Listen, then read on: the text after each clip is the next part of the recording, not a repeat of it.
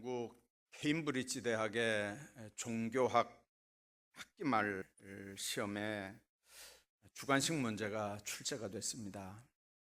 학생들에게 주어진 그 주관식 문제는 예수께서 물을 포도주로 바꾼 기적이 내포하는 종교적 영적 의미를 서술하라 하는 제목입니다. 종교학 전공이니까 뭐 이런 정도는 얼마든지 쓸 수 있겠죠.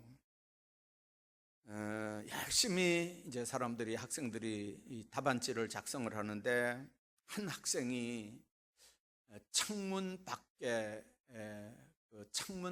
계속 이렇게 내다보고 시험지를 답을 쓰지 않는 겁니다. 시간이 이제 거의 다 돼가니까 이 감독관이 옆에 가서 그랬습니다. 학생, 한 줄이라도 적지. 그랬어요. 한 줄이라도 적지. 100지를 내면 교수 입장에서는 아무리 점수를 주려고 해도 100지 낸 걸 점수를 줄 수는 없잖아요. 그러니까 한 줄이라도 적지 그랬어요. 근데 이 학생이 뭐라고 한 줄 딱 적었냐면, 물이 그 주인을 만나자 수줍어 얼굴이 붉어졌다. 이렇게 한 줄 딱 적고 나갔습니다. 그 답안지를 적은 학생이 뒤에 낭만주의를 주도한 시인 고든 바이런이라고 합니다. 물론 그 한 줄로 학점을 받고 종교학 전공의 시험은 통과가 됐다고 합니다. 여러분들, 우리 주님은 반전의 주님입니다. 반전의 하나님입니다. 인생의 포도주 항아리가 비워진 위기 상황을 하늘의 능력과 기쁨으로 채울 수 있는 기회입니다. 내 쪽에서 보면 위기인데 하나님 쪽에서 보면 기회라는 의미입니다. 예수님이 말씀하면 돌 항아리에 물도 얼굴이 붉어지고 거친 파도도 잔잔해지고 죽은 나사로도 일어납니다. 그 예수님이 지금도 우리를 위해서 일하지 않는다면 왜 우리가 보는 성경에 그 내용들이 기록이 되어 있겠습니까? 우리 인생 가운데서도 주님은 말씀하기를 원하시고 주님께 마음문을 열고 그 말씀을 듣는 주의 백성들을 통해서 지금도 일하고 싶어 하시는 하나님인 걸 믿으시길 바랍니다. 인간의 위기는 하나님의 기회입니다. 이건 우리가 위기를 당할 때 그 위기가 반드시 나쁘다거나 아주 잘못된다거나 하는 의미가 아닙니다. 도리어 하나님이 볼 때는 그 위기를 통해서 일하실 수 있고 그 위기를 통해서 인간들에게 새로운 기회, 교훈을 줄 수 있는 기회가 주어진다고 하는 말이죠. 그래서 하나님의 역사하심은 어제나 오늘이나 동일하다고 분명하게 말씀하는 겁니다. 근데 역사를 보는 사람들, 성경을 보는 사람들의 상황은 옛날이나 지금이나 한 가지가 아닙니다. 여러분들, 여러 가지로 나타나는데 우선 한 부류 사람들을 보면 대적하는 걸로 나타납니다. 애굽 군사들의 맹렬한 추격이 그 대표적인 모습입니다. 그들은 그 많은 기적과 또 역사하심을 눈으로 봤습니다. 10가지 재앙들을 다 체험을 했습니다. 나중에는 가정들마다 짐승의 처음 난 새끼, 자녀들의 첫 아들을 다 죽는 경험을, 그 엄청난 죽음의 재앙을 경험했습니다. 여러분들, 그런데도 하나님을 대적하고 모세를 대적합니다. 하나님의 백성들을 추격해서 홍해까지 지금 추격을 해왔습니다. 왜 그럴까요? 성경은 한마디로 그걸 뭐라고 표현하냐면 그들의 마음이 강팍했기 때문이다, 그렇게 말씀합니다. 기적을 보아도 깨달음이 없습니다. 가정에서 장자가 죽는 환난이 닥쳐도 신앙적으로 깨달음이 없습니다. 모세가 선포하는 하나님의 말씀을 들어도 심령밭이 갈리지 않으면 결국은 하나님을 대적하는 삶을 살게 됩니다. 또 한 부류의 사람들입니다.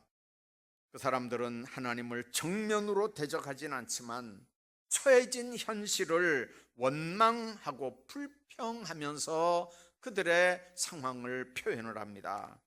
오늘 본문 이스라엘 백성들 같은 사람들입니다. 여러분들, 성격이 외향적이고 아주 적극적인 사람들은 아까 얘기한 것처럼 대적합니다. 하나님을 대적합니다.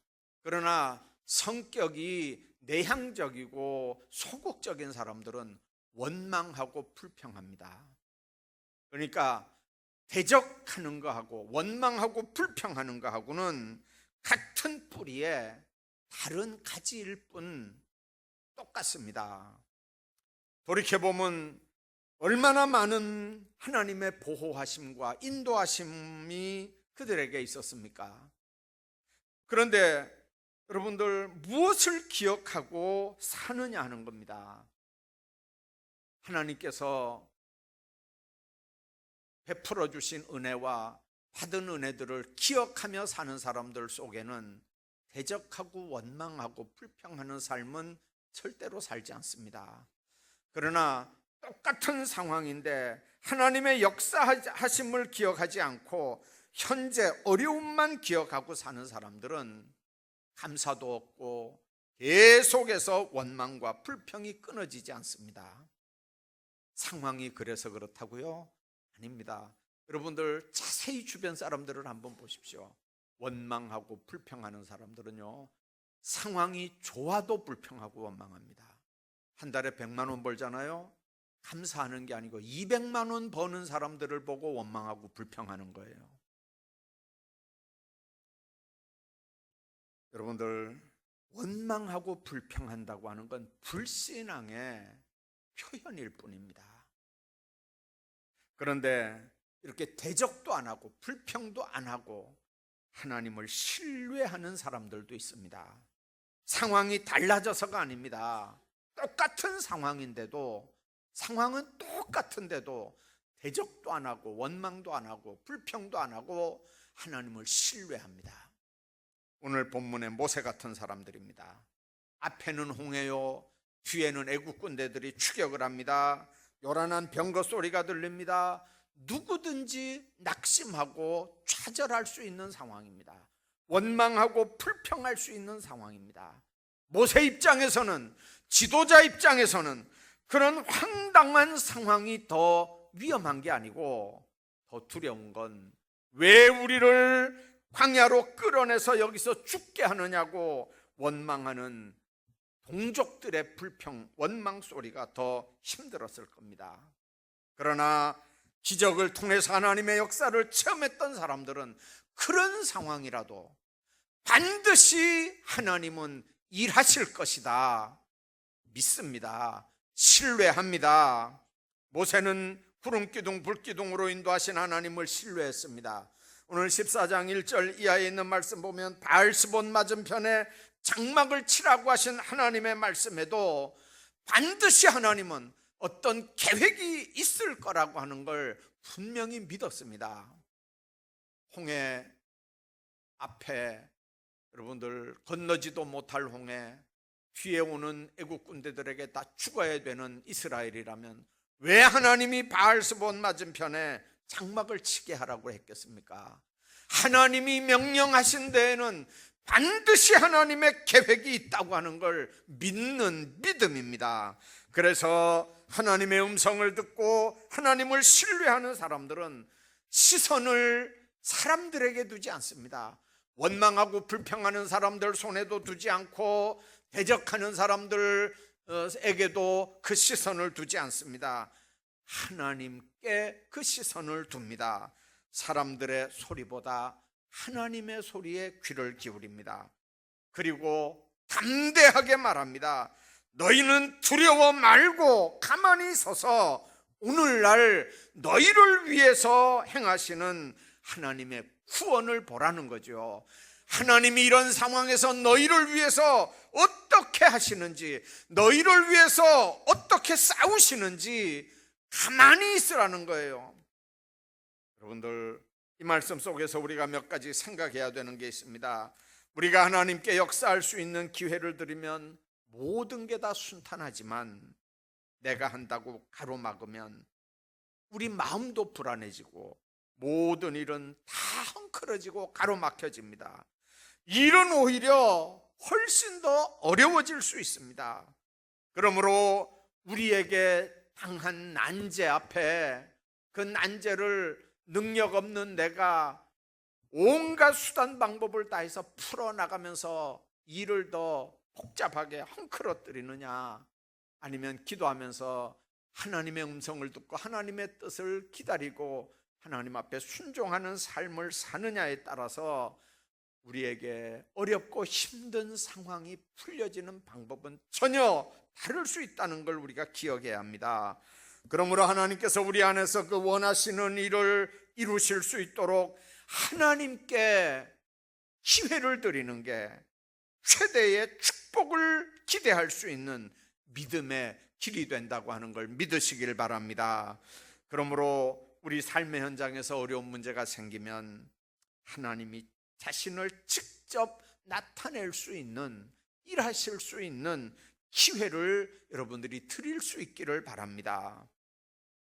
내가 하겠다는 게 굉장히 자발적이고 그게 아주 진취적인, 아주 자립의식이 강한 생각인 것 같지만, 신앙적인 면에서 그 일은 오히려 인본주의일 수 있습니다. 여호와께서 너희를 위해서 싸운다는 말은 하나님은 멀리 계시고 침묵하는 하나님이라는 의미가 아닙니다. 인간 역사 속에 개입하셔서 하나님의 선한 뜻을 나타내시는 분이라는 뜻입니다. 우리를 위해서 심지어는 나를 도구로 삼으시면서까지 거룩한 사역을 아끼지 않는 분이라고 하는 의미입니다. 그렇기 때문에 내가 하는 게 아니고 내가 주님 손에 잡혀서 주님이 일하게 하시는 걸 여러분들이 체험할 수 있기를 주의 이름으로 축복합니다. 이스라엘이 당한 상황을 한번 생각해 보십시오. 그 부르짖음의 현장에서 하나님이 하나님의 방법으로 자신을 나타내는 모습들을 한번 생각해 보십시오. 뒤에 나오지만 출애굽기 15장 3절에 보면 하나님의 명령을 여호와는 용사라고 했습니다. 15장 전체를 보면 주의 오른손으로, 주의 콧김으로, 주의 바람으로, 주의 팔로 이기셨다고 이스라엘이 하나님 앞에 찬양하는 걸 우리가 봅니다. 인간적인 방법으로 도저히 상상할 수도 없는 엄청난 승리를 지금 거둔 겁니다. 15장에서 말하는 주의 오른손, 주의 콧김, 바람, 주의 팔은 한마디로 주님이 하셨다는 말입니다. 주님이 일하셨다는 말입니다. 한마디로 주님의 은혜를 그렇게 표현하는 겁니다. 하나님이 싸워서 이긴 승리지 이스라엘이 싸워서 얻은 승리가 아니라고 하는 겁니다. 그러니까 그게 은혜입니다.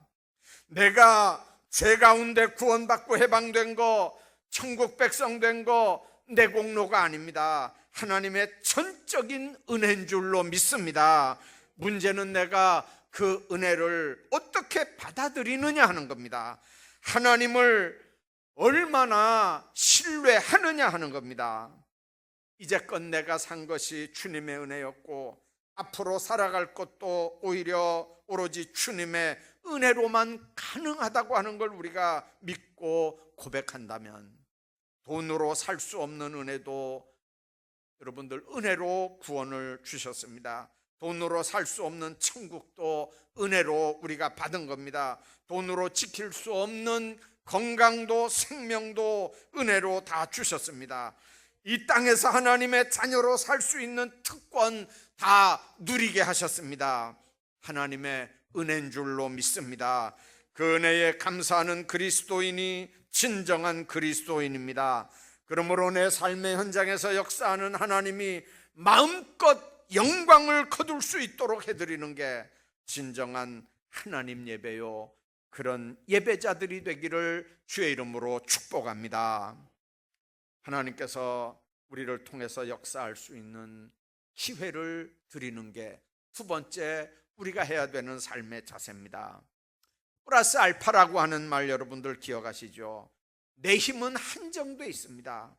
운동선수들 자기들의 기량을 스스로 알잖아요. 학교에서 시험 치는 학생들 자기들 실력을 자기들이 알잖아요. 근데 우리가 어떻게 기도합니까? 그들을 위해서. 내일 모레 입시를 치는 학생들을 위해서 부모들이 해줄 수 있는 기도가 뭡니까? 하나님, 우리 자녀들의 지혜, 명철, 자녀들의 기량을 알지만 하나님 플러스 알파로 저들을 축복해 주십시오. 하나님 역사해 주십시오. 주님이 지혜 주시면 자기들이 할 수 있는 것보다 훨씬 더 잘할 수 있습니다. 자녀들이 할 수 있는 지혜보다, 명철보다 하나님 역사해 주시면 훨씬 더 잘할 수 있습니다. 여러분들, 우리가 그렇게 기도해 주잖아요. 여러분들, 자신들의 힘으로 얼마든지 할 수 있죠. 그러나 거기에 하나님의 능력이 플러스 되면 인간들이 생각할 수 없는 엄청난 역사들을 발휘한다는 게 예수 믿는 사람들이 체험하는 능력입니다. 운동선수들 가운데 여러분들, 크리스찬들이 왜 그렇게 많습니까? 어떨 때 나중에 와서 이렇게 간증하는 얘기들 들어보면요, 자기들이 안 돼요. 자기들 힘이요, 컨디션도 안 돼요. 자기들의 컨디션으로는 오늘 어떻게 경기해야 될지 막막하대요. 그러나 하나님 앞에 기도하면서 더더군다나 먹고 힘이 펄펄 나야 되는 그 청년들이 너무 앞날이 앞에 시합이 답답하니까 아침에 금식하고 경기장에 나가는 거예요. 인간적으로 여러분들 그게 말이 되는 거예요? 여러분들 더 먹고 더 힘이 나야 운동 잘할 거 아닙니까? 근데 그 아침에 금식하고 운동장에 나간다는 거예요. 자기 힘을 아는 거예요. 자기 역량을 아는 거예요. 오늘 성적 안 좋을 거 아는 거예요. 그 안 좋은 성적 가지고 하나님 앞에 영광 가리면 안 되는가? 하나님 앞에 매달려 기도하는 거예요. 하나님 도와주십시오.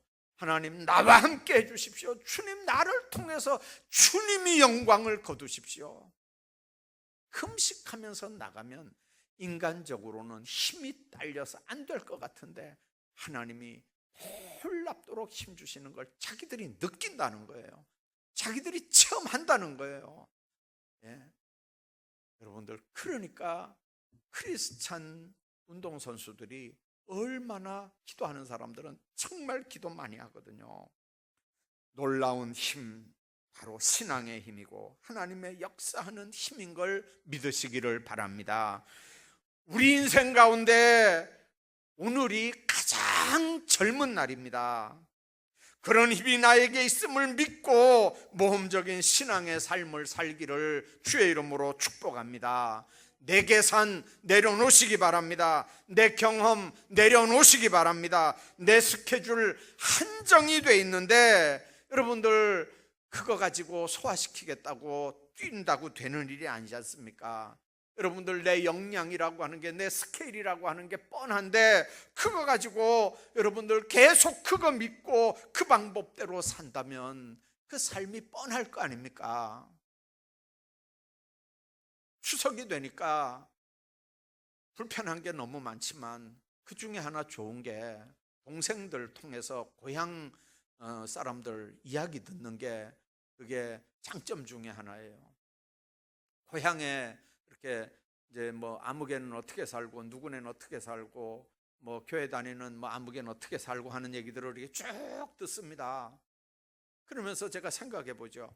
제가 고향을 떠날 때 그 사람들이 어떤 상황이었는데, 야, 그때는 그렇게 대단하던 사람들이 지금 그렇게 집안이 그렇게 됐구나. 예수 믿는다고 그렇게 뭐라 그러더니, 교회 다닌다고 그렇게 뭐라 그러더니 그 집안이 저렇게 됐구나. 어제도 그런 얘기 들었어요. 그 대단한 집안의 사람들이었거든요. 대단한 집안의 사람들이었어요. 저보고 공무원 안 하고 신학교 갔다고 미친놈이라고 그런 집이 있거든요. 우리 아버지 보고 물어봤대요. 전도사가 한 달에 월급을 얼마 받냐. 그러니까 우리 아버지가 또 순진하게 얘기를 했어요. 6,000원 받는다 이랬어요. 72년도의 얘기예요. 그러니까 그때 공무원이 면서기 하면은 3만 원 받을 때거든요. 아니 3만 원 받을 수 있는 길이, 그때는 원서만 내면 들어갈 수 있는 길이 있었어요.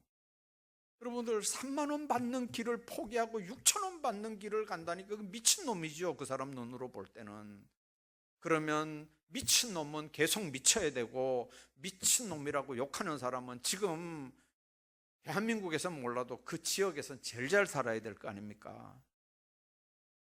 보니까 집안이 완전히 다 쑥대밭이 됐더라고요. 하나님 없어도 잘 살 것 같죠? 하나님 없어도 얼마든지 뛰면, 얼마든지 돈 벌면, 얼마든지 잘 먹고 잘 살면 자자손손 대대가 다 잘 될 것 같죠? 주님 안에서 여러분들 기억하셔야 돼요. 계속 그것만 믿고 그 방법대로 산다면 그 사람은 그 모양대로 밖에는 못 사는 사람이 되는 거예요. 하나님 없어도 잘 살 것 같죠? 하나님이 베풀어 주시는 손, 은혜의 손, 축복의 손 무시하고도 내 땀 흘려서 내 방법대로 뛰면 얼마든지 하나님이 날 축복하시고 내 자녀 손들을 축복해 줄 거라고 믿죠? 30년 뒤에 한번 보세요. 모르겠거든. 30년 앞에 사람들이 어떻게 살았는지 한번 보세요. 아브라함을 한번 보세요. 본토 친척 아비집을 떠나 하나님이 지시하는 곳으로 갔습니다. 갈 바를 알지 못하고 아브라함은 삶의 근거지를 떠납니다. 자기 방법 모두 떠났습니다. 혈육 모두 떠났습니다. 위로받고 의지하고 안위받을 자리를 모두 떠납니다. 족장이든 위치도 다 떠납니다. 그게 인간적으로 볼 때 뭔 축복입니까? 그러나 아브라함은 자기를 이끌어 가실 하나님을 믿었습니다. 자기를 부르신 하나님을 믿었습니다.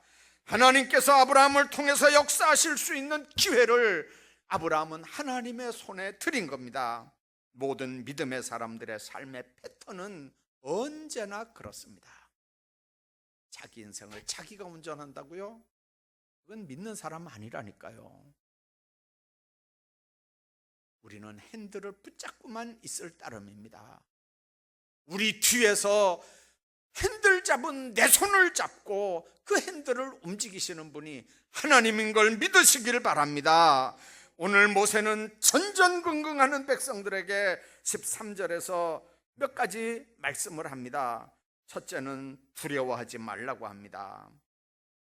이 명령은 모든 큰 일을 했던 하나님의 사람들에게 주셨던 말씀이기도 합니다. 여호수아 1장에 보면 가나안 땅 점령해야 되는 여호수아에게 내가 너를 떠나지 아니하며 버리지 아니하리니 마음을 강하게 하라, 담대하게 하라, 좌로나 우로나 치우치지 말라고 그렇게 말씀합니다. 사사기에 기드온이 미디안을 칠 때도 너무 많은 사람들이 몰려드니까 군사들을 내보낼 때 제일 먼저 내보낸 사람이 마음에 두려워하는 사람들 집으로 가라는 거예요. 여러분들, 전쟁이 두려운 사람이 무슨 전쟁을 합니까? 하나님이 그 전쟁을 지켜주신다고 하는 보장이 없는 사람이, 확신이 없는 사람이 무슨 전쟁을 합니까? 그 전쟁은 두려워하는 사람들이 섞여서 될 전쟁이 아니지 않습니까? 오늘 우리의 신앙생활은 여러분들 영과 세상 주관자들과 하는 영적 전쟁인 걸 믿으시길 바랍니다. 두려워하는 사람들은 이 전쟁 할 수가 없습니다. 두려워하지 말라는 명령은 하박국에도 했고 엘리야에게도 했고 바울에게도 했고 하나님께서 쓰시는 모든 사람들에게 다 하셨던 명령입니다. 왜 두려워하지 말아야 합니까? 말씀의 배후에 살아계신 하나님의 능력이 함께하기 때문인 줄로 믿습니다. 대적은 큽니다. 원수는 큽니다. 그러나 그 대적보다 더 큰 하나님이 있다는 걸 우리가 눈으로 보는 겁니다. 그 하나님을 믿는 겁니다. 그러니까 두려움을 극복하는 겁니다. 맹탕으로 두려워하지 않는 건 만용입니다. 그러나 하나님의 능력을 믿고 두려워하지 않는 건 위대한 신앙인 줄로 믿습니다. 그런 믿음의 사람들이 되기를 주의 이름으로 축복합니다. 뿐만 아니라 가만히 서 있으라고 합니다.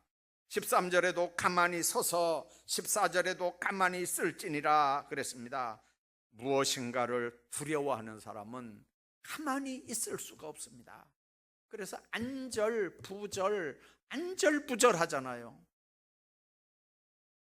우선 심리적으로 불안하기 때문에 이상행동을 취하도록 돼 있고 가만히 앉아 있을 수가 없습니다. 무슨 말이든 할 수밖에 없습니다. 가로 놓여있는 홍해를 보고 그리고 가까워지는 기병대 말발굽 소리를 들으면서 가만히 서 있는다는 건 믿음 없을 때는 불가능한 일입니다. 그러나 믿음이 있다면 앞에 홍해도 뒤에 기병대의 말발굽 소리도 전혀 답답할 이유가 없습니다. 서두를 이유가 없습니다. 왜 지도자 모세는 바로를 두려워하지 않는데 이스라엘 백성들은 바로를 두려워할까요? 바로를 바라보는 시각이 달라서 그렇습니다. 이스라엘 백성들은 지금 430년 동안 애굽에 살면서 바로가 얼마나 두렵고 무서운 존재인지 체험적으로 그들은 알았습니다. 그러니까 이런 상황에서 두려워하는 건 어찌 보면 당연한 일입니다. 우리가 일본 사람들한테 36년 고생했는데 지금 생각해도 여러분들 치가 떨린다고 그러잖아요. 430년 동안 고통당했으니까 무서워할 만도 합니다. 그런데 모세는 그 바로 이상의 걸 바라보는 거예요. 바로 위에 있는 하나님을 바라보는 거예요. 바로 왕 위에 계신 만왕의 왕 하나님을 바라보는 거예요. 그러니까 담대하게 이 말을 선포할 수 있습니다. 여러분들 엘리사 때도 그랬잖아요. 도담성을 포위한 아람 군대들을 보고 게하시가 와서 우리가 죽게 됐다고 고함을 질러대지만 여러분들 아람 군대를 포위하고 있는 천군 천사를 못 보니까 죽겠다고 하는 거거든요. 그러나 게하시의 눈이 열려서 아람 군대를 포위하고 있는 천군 천사를 보니까 여러분들 죽겠다고 고함 지를 이유가 없잖아요. 보는 사람과 못 보는 사람의 차이입니다. 바로만 보느냐, 바로 위에 하나님을 보느냐의 차이입니다. 삶의 자세는 보느냐 못 보느냐의 차이입니다. 오늘도 마찬가지입니다. 겉으로만 보면 염려되고 죽을 것 같고 이제 망할 것 같습니다. 그러나 우리 하나님의 백성들은 믿지 않는 세상 사람들과 바라보는 시각이 달라져야 합니다.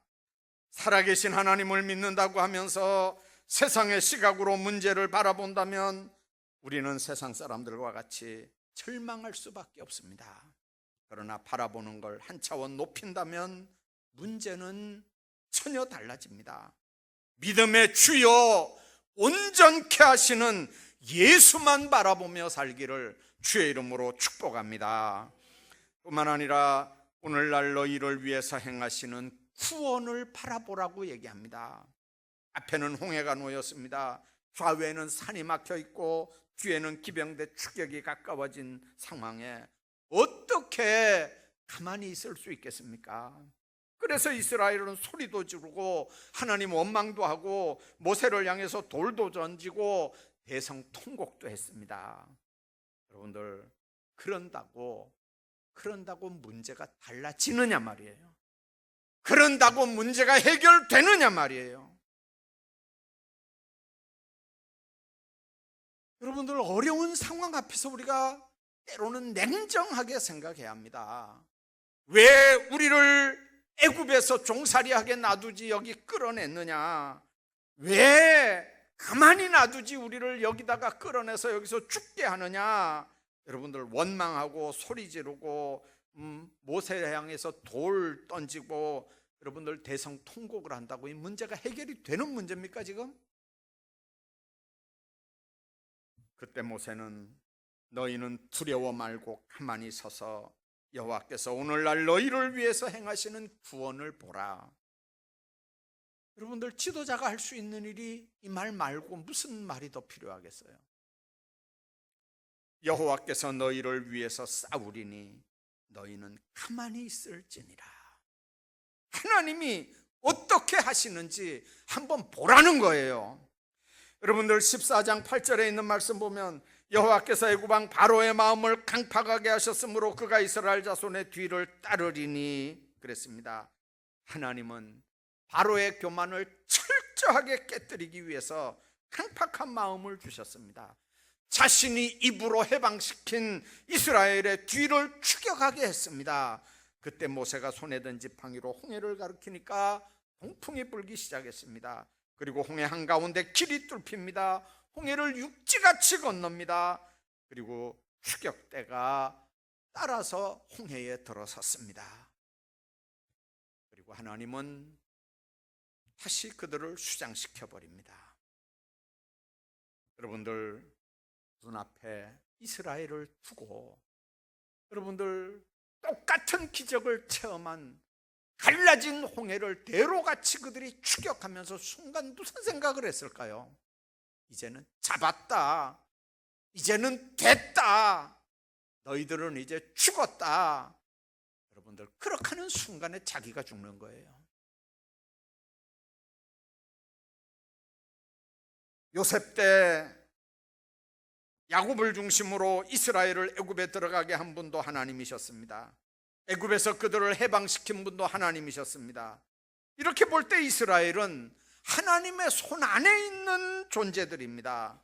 그건 이스라엘만의 경우가 아닙니다. 세계와 역사는, 모든 인간들은 다 하나님의 통치권 안에 있습니다. 하나님의 손 안에 있습니다.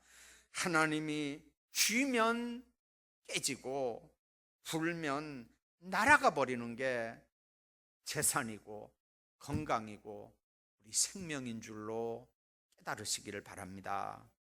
하나님은 홍해를 만드신 분입니다. 하나님은 인간을 만드신 분입니다. 우리 피조물은 통치자만이 다스릴 수 있습니다. 그러므로 인간을 에워싸고 있는 모든 환난과 고통은 하나님만이 해결할 수 있습니다.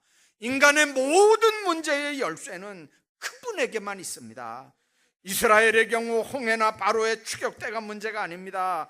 오히려 그때 조용히 서서 하나님의 구원을 갈망하고 간구하는 믿음 없었던 게 문제였던 것처럼 우리도 언제든지 우리에게 당한 환난과 시련을 해결하는 하나님을 바라보고 믿는 믿음이 없는 게 문제지, 시련이나 환난 그 자체가 문제가 아니라고 하는 걸 여러분들 깨달으시기를 바랍니다. 하나님께서 우리에게 역사하시는 모습들을 묵도하면서 여러분들 삶의 현장에서 감사할 수 있는 체험들이 풍성하기를 주의 이름으로 축복합니다. 벌써 10월 달입니다. 우리는 세상에 여러 계획과 분주함으로 살아왔습니다. 올해는 코로나 때문에 더 어렵고 힘든 시간들을 보내왔습니다. 우리가 새로운 달력을 대할 때마다 결심하지만 우리 의지가 약해서 늘 넘어집니다. 그러면서도 내가 뭔가 할 수 있다고 나서다가 별로 되는 것도 없는데 2020년 이제 또 얼마 남지 않았습니다. 여러분들, 이제 남은 후반기는 하나님께서 일할 수 있는 기회를 더 많이 드릴 수 있기를 바랍니다. 내가 라는 그 단어를 빼시고 그 자리에 하나님께서 라는 단어를 집어넣으시길 바랍니다. 한번 10월, 11월, 12월 한번 체험해 봅시다.